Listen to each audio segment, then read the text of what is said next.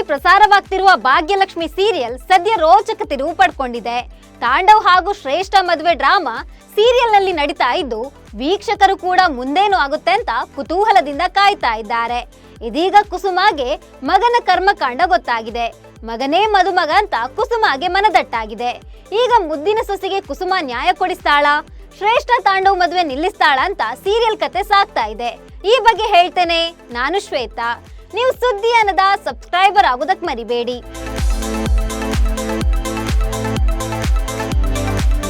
ತನ್ನ ಮಗ ಸಾಚ ಅಂತ ಅನ್ಕೊಂಡಿದ್ದ ಕುಸುಮಾಗೆ ಈಗ ಸತ್ಯ ದರ್ಶನವಾಗಿದೆ. ರಾಜ ಅಂತ ಮಗನನ್ನ ತಲೆ ಮೇಲೆ ಹೊತ್ತುಕೊಂಡಿದ್ದ ಕುಸುಮಾಗೆ ಕೊನೆಗೂ ತಾಂಡವ್ ಕಳ್ಳಾಟ ಗೊತ್ತಾಗಿದೆ.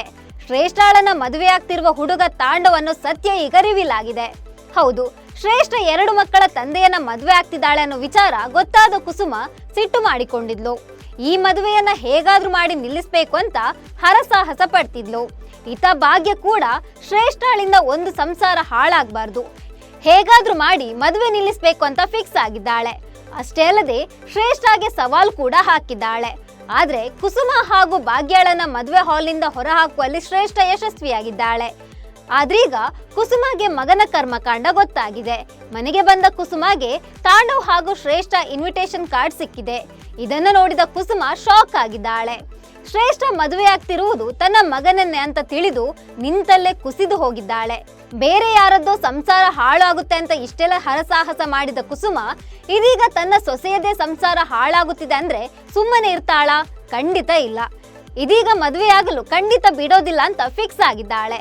ಇನ್ನೊಂದ್ ಕಡೆ ತಾಂಡವ್ನನ್ನ ಪ್ರೀತಿಸಿದಕ್ಕಿಂತ ಹೆಚ್ಚಾಗಿ ಭಾಗ್ಯ ಹಾಗೂ ಕುಸುಮ ತನಗೆ ಮಾಡಿದ ಅವಮಾನಕ್ಕೆ ತಕ್ಕ ಶಾಸ್ತಿ ಮಾಡ್ಬೇಕು ಅಂತ ಶ್ರೇಷ್ಠ ಮದುವೆ ಆಗ್ತಿದ್ದಾಳೆ.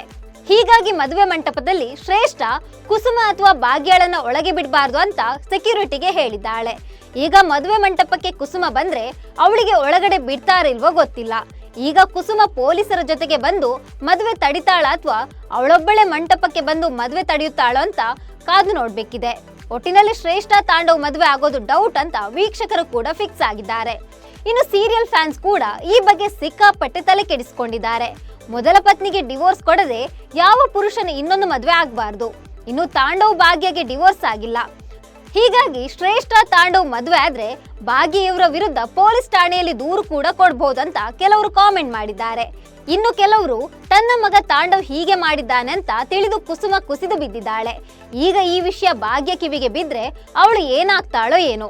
ಒಟ್ಟಿನಲ್ಲಿ ತಾಂಡವ್ ಶ್ರೇಷ್ಠ ಮದುವೆ ಆಗೋದು ಕಷ್ಟ ಇದೆ ಬಿಡಿ ಅಂತ ಚರ್ಚೆ ಮಾಡ್ತಾ ಇದ್ದಾರೆ. ಒಟ್ಟಿನಲ್ಲಿ ತಾಂಡವ್ ಶ್ರೇಷ್ಠ ಮದುವೆ ಡ್ರಾಮಾ ಸೀರಿಯಲ್ ಪ್ರೇಕ್ಷಕರಿಗೆ ಸಿಕ್ಕಾಪಟ್ಟೆ ಕ್ಯೂರಿಯಾಸಿಟಿ ಹುಟ್ಟಿಸಿದೆ. ಭಾಗ್ಯ ಮತ್ತೆ ರೆಬಲ್ ಆಗ್ತಾಳ? ಕುಸುಮ ಮುದ್ದಿನ ಸೊಸೆ ಭಾಗ್ಯಗೆ ನ್ಯಾಯ ಕೊಡಿಸ್ತಾಳ ಅಂತ ಕಾದು ನೋಡ್ಬೇಕಿದೆ. ನಮಸ್ಕಾರ.